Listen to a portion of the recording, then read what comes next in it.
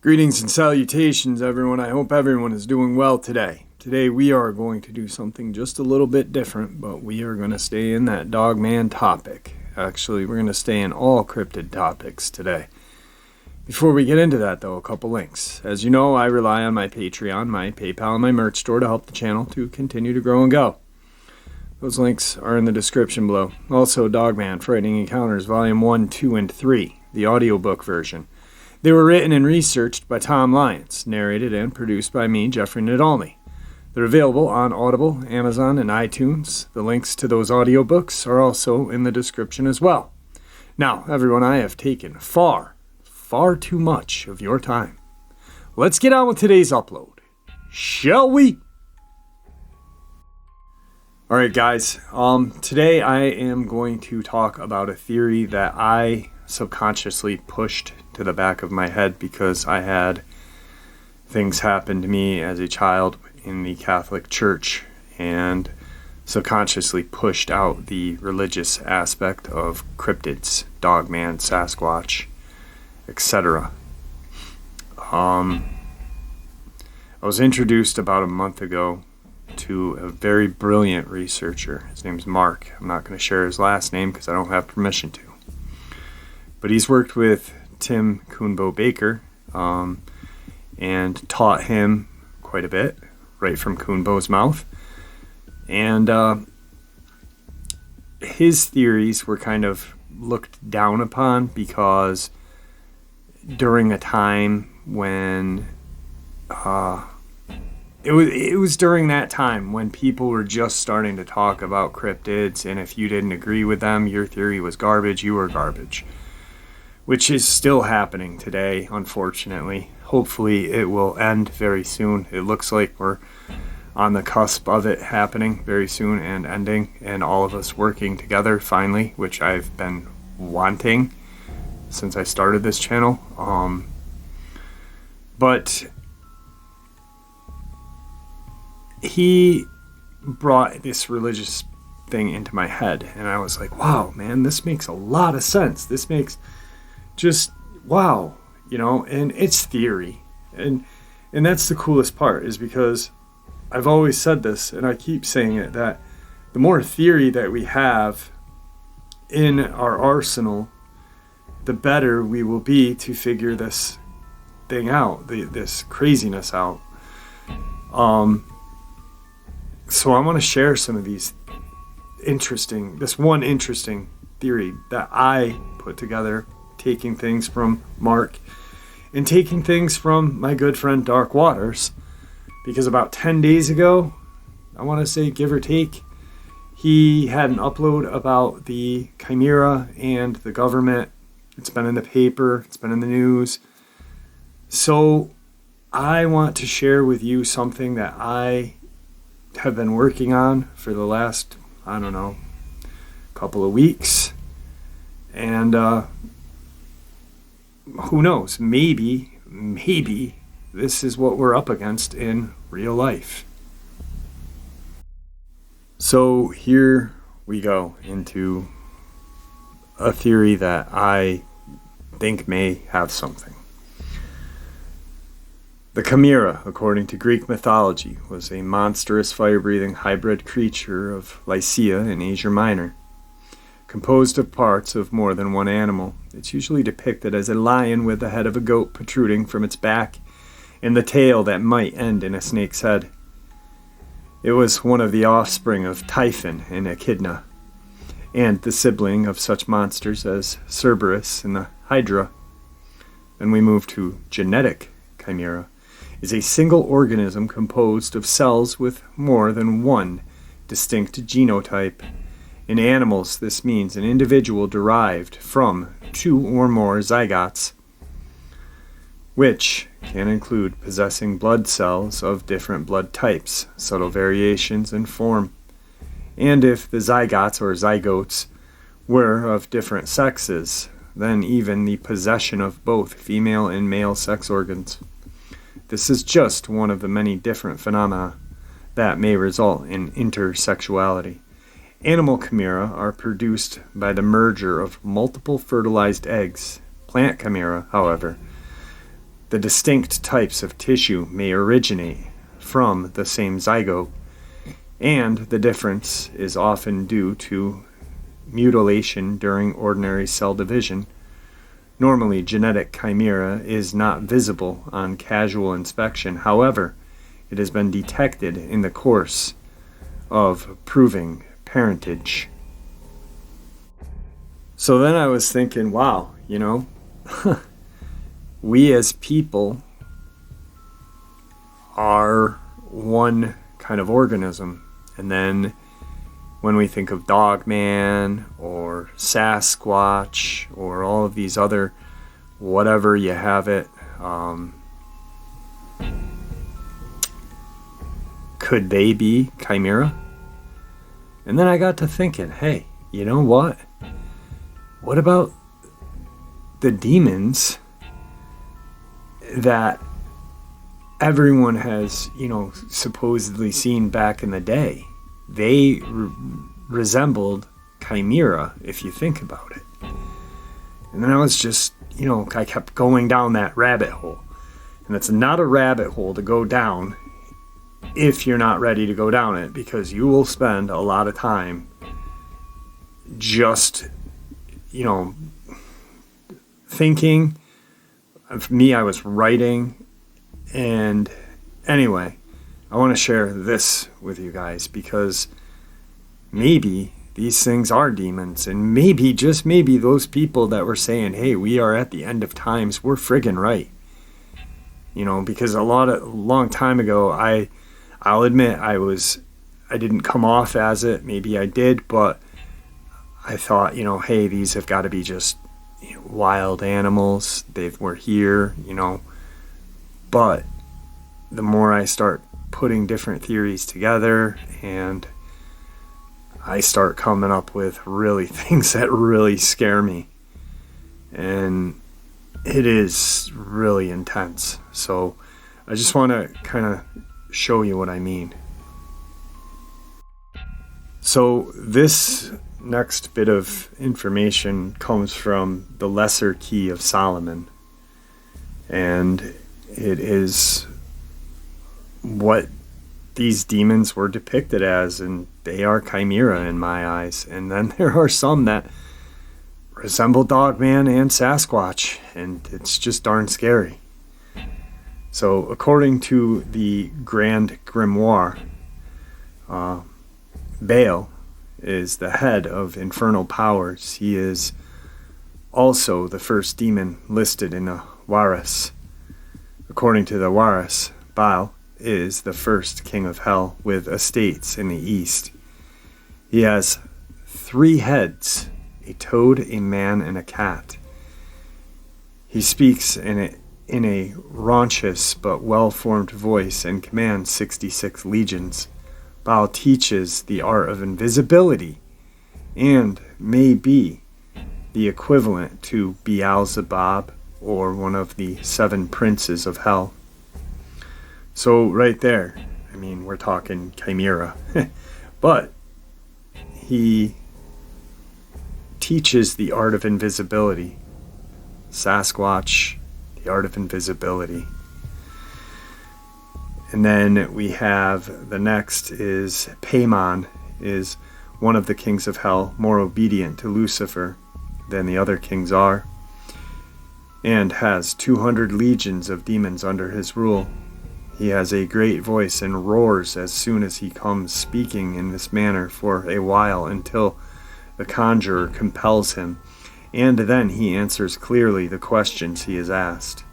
When the conjurer invokes this demon, he must look toward the northwest, the direction of Paimon's house, and when Paimon appears, he must be allowed to ask the conjurer what he wishes and be answered in order to obtain the same from him.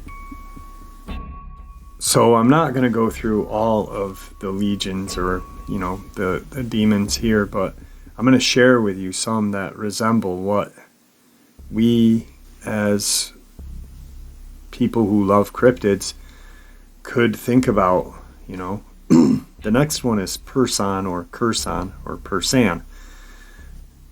Excuse me. He's the great king of hell, being served and obedient by 22 legions of demons. He is known of hidden things, can find treasures, and tells past, present, and future. Taking human or aerial body, he answers truly of all secret and divine things of earth and the creation of the world. He also brings good familiars. Person is depicted as a man with the face of a lion, carrying a ferocious viper in his hand and riding a bear. Before him there can be heard many trumpets sounding. The face of a lion, but on a human body. What animal does that remind me of? Or what cryptid does that remind me of? The beast of Bladenborough. And it just gets scarier and scarier because I really think I'm just going to keep going. I'm sorry. And then there is Balaam, is the great and powerful king of hell who commands over 40 legions of demons. He gives perfect answers on things past, present, and to come. Can also make men invisible and witty. Balaam is depicted as being three-headed. One head of a bull, the second of a man, and the third of a ram. His flaming eyes and the tail of a serpent. He carries a hawk on his fist and rides a strong bear. At other times he is represented as a naked man riding a bear. His name seems to have been taken from Balaam, the biblical magician. So there's another reference to somebody riding a bear, which is just interesting because you think about all these quote-unquote bear attacks that are happening. But, here's another chimera. This one has the head of a ram, the head of a man, and the head of a bull.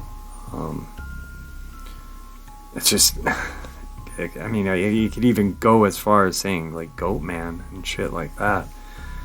But it gets even scarier, so I'm just going to shut my mouth and keep going.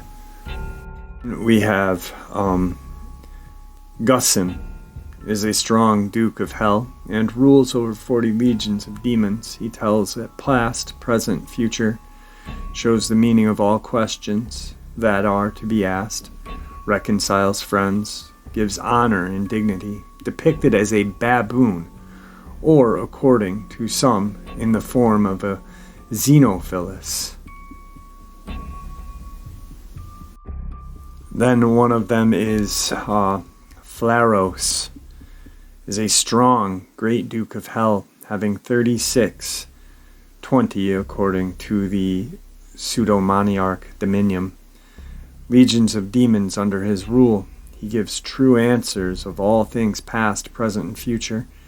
But he must be the first to command to enter a magic triangle. For if not, he will lie, deceive, and conjure, and beguile him with other business. But if he enters the triangle, he will answer truly, and gladly speak of divinity, the creation of the world, himself, and other fallen angels. He can also destroy all the conjuring's enemies by burning them up. If the magician requests it, he will not suffer temptations from any spirit or any form. Commonly people represent him as a humanoid leopard with huge claws. Phalaros is depicted as terribly strong. Phalaros supposedly has fiery eyes and an awful expression.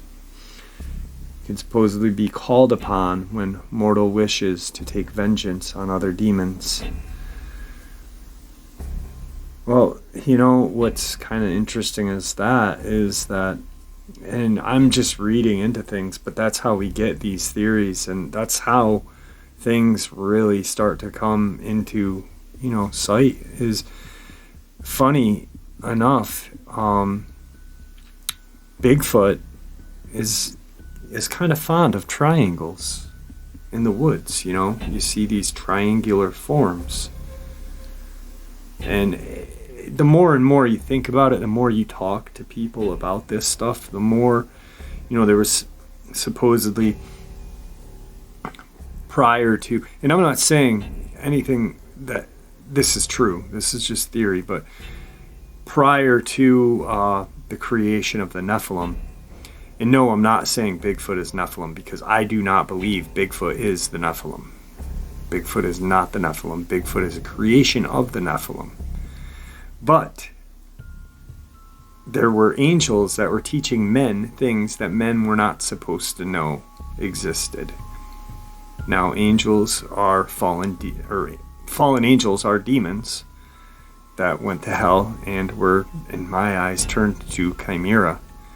I'm probably not making any sense, but I hope I am, because it makes a lot of sense to me when I think about it, and that's why I'm doing this.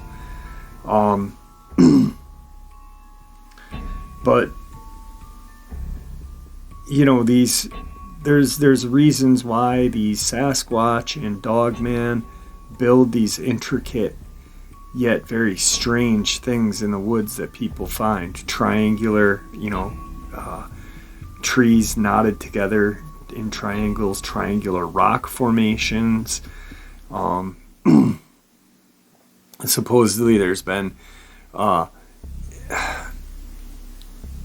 hieroglyphs, but whatever markings created by Sasquatch in lava caves in Washington that resemble old, we're talking old magic, like the Golden Dawn, Illuminati, and that. So here's where we get to the connection part, these things. Anyway, I'm just going to keep moving on and give you what I feel is possibly, just to entertain the thought, guys. This is the one that really kind of made me look at the connection, is Marchiosis is a powerful Grand Marquis of Hell, commanding 30 legions of demons. He is strong and excellent fighter, very reliable to the conjurer, giving true answers to all questions. Marchiosis hoped after 1,200 years to return to heaven with the non-fallen angels, but he was deceived in that hope. He is depicted as a wolf with a man's form, as well as griffin wings and serpent tail, and under request changes shape into a man. Now, right here, he can look like a wolf with man's form, or a wolf in man's form with wings, or with the serpent. There's 3 different variations of this creature. And when he is in all 3 of those forms, he very much resembles a Dogman. Very much so. And that's one of the bigger ones that got me, because I was like, this is insane. It's truly, truly scary, because I really never put 2 and 2 together. And then there was the Sabnok, the mighty Grand Marquis of Hell. 50 legions under his command, builds high towers, castles, cities, furnishing them with weapons, ammunition, gives good familiars, and can affect men for several days, making their wounds and sores gangrenous, or filling them with worms. Sabnok is depicted as a soldier with armor and weapons, the head of a lion, riding a pale horse. And Andras is the Grand Marquis of Hell. Having under his command 30 legions of demons, he sows discord among people. Andras was the Grand Marquis of Hell, appearing with a winged angel's body, the head of an owl or raven, riding upon a strong black wolf, and wielding a sharp or bright sword. He is also responsible for sowing discord, commands 30 infernal legions. He is the 36th or 63rd of the 72 spirits of Solomon, Andros is considered to be highly dangerous, who could kill the conjurer's magic and his assistants if precautions were not taken. Now, then there's Chimeras, or Chimeras, is widely known as the 66th demon of the first part of Lemmicaton, popularly known as the Aris Gotia. He is described as a warrior riding a goodly black horse, possessing abilities of locating lost and hidden treasures, teaching grammar, logic, and rhetoric, and making men into warrior of his own likeness. He holds the rank of Marquis and is served by 20 legions. He also rules over all spirits of Africa. Much the same description is found in the early text of Johann Weyer's Catalogue of Demons, the Pseudo-Monarcha Demonium, published in 1563. Earlier still, in the Munich Handbook of Necromancy, published, or CLM 8849, published by Richard Kekefir as Forbidden Rites, the Necromancer's Manual in 15th century, which lists an entity, Trovis, with much of the same characteristics, except has 30 legions and can cause person to cross seas and rivers quickly. Much likely, Trovis is a mistransaction of Chimeras. Chimeras is also found in Anton LaVey list of infernal demons and names, although it is not known why LaVey chose Chimeras as one of the few Gothic demon included. Crowley in 777 gives Chimeras the Hebrew spelling Chimever and attributes him to the four of discs and the third deacon of Capricorn by night. And there's a lot more about this, but there is an interesting right here where it says the Baskin Dictionary of Satanism speculates that Chimeras is derived from Chimerans, a warlike people mentioned in the works of several classical authors as dwelling totally in darkness. It is also possible that the Chimeras is derived from Chimera, or Chimera, the three-headed fire-breathing lion-goat serpent who eventually became one of the guardians of the underworld. There is a precedent considering that the harmless phoenix is also demonetized in the Gautier. Then we have Furfur, or Furtur, is a powerful great earl of hell, being ruler of 26 legions. He is a liar unless compelled to enter the magic triangle, where he gives true answers to every question, speaking in a rough voice. Furfur causes love between man and woman, creates storms, tempests, thunder, lightning, blasts, and teaches on secret and divine things. He is depicted as a deer, or a winged deer, and also as an angel. Furfur in Latin means bran. However, it seems more likely that the name is corruption of furficer, the Latin word for scoundrel.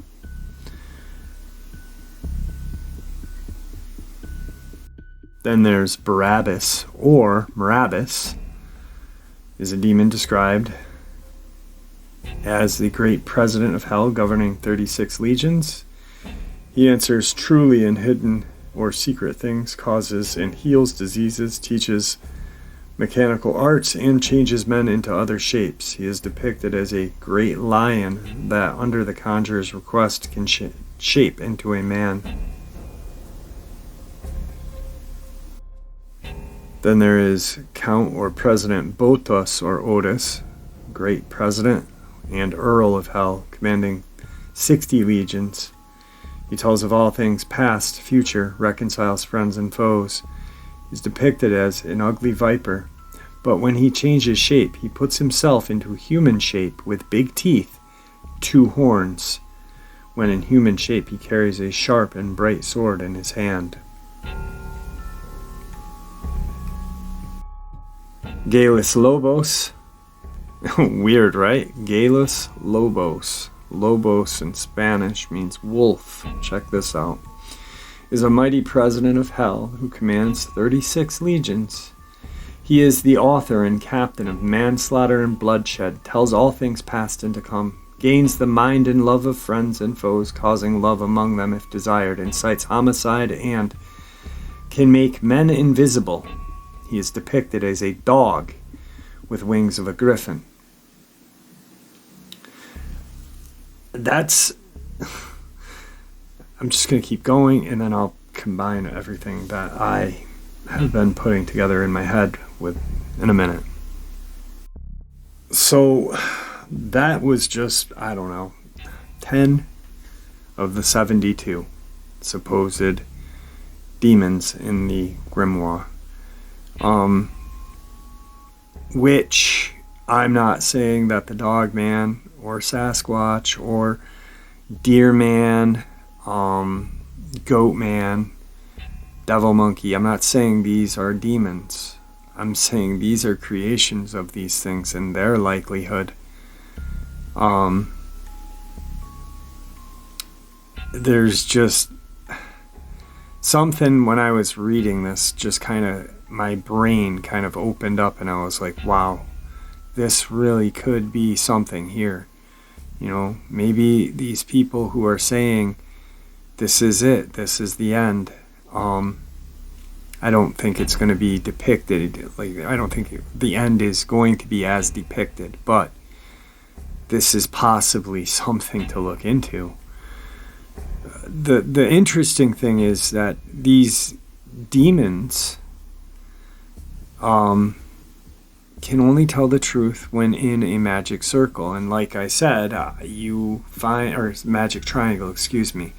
And like I said, when you stumble upon a Sasquatch, numerous people have said Sasquatch create these triangles in the woods, either hanging or on the ground. And I did an account where someone was in the woods, stumbled upon this very creepy spot in the woods.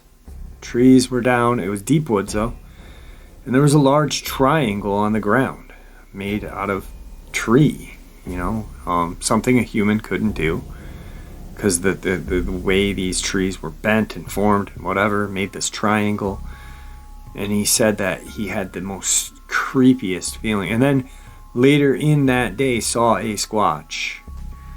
I think there is a reason why that people say they see these dogmen with these golden colored eyes, these yellowish golden beautiful eyes, but then they see them with red eyes, and that's when they are just like, they're very aggressive, or you know, they'll smile at you and scare you.